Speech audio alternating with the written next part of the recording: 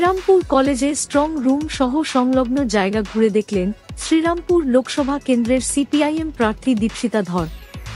গত 20 তারিখে শ্রীরামপুর লোকসভা কেন্দ্রে ভোট সম্পন্ন হয়েছে। এই লোকসভায় 7টি বিধানসভার স্ট্রং রুম করা হয়েছে শ্রীরামপুর কলেজে। রাজ্য পুলিশ ও কেন্দ্রীয় বাহিনী পাহারায় রয়েছে স্ট্রং রুমে।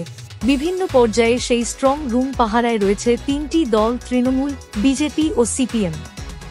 রবিবার দুপুরে সেই স্ট্রং রুম সংলগ্ন বিভিন্ন জায়গা ঘুরে দেখলেন শ্রীরামপুর লোকসভা কেন্দ্রের সিপিআইএম প্রার্থী দীপশিতা ধর।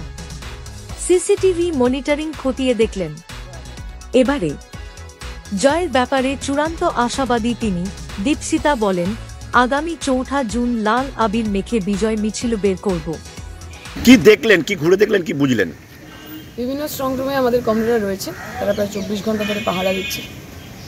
আমরা সিসিটিভি ফুটেজ দেখলাম, সেখানে বিভিন্ন যে ঘরগুলো রয়েছে সেগুলো লক করা, তার সামনে সিআরপিএফের জওয়ানরা, কেন্দ্রীয় বাহিনী রয়েছে। আমরা আশা করব যে ছবি আমরা দেখছি সেই ছবিটাই আসল ছবি।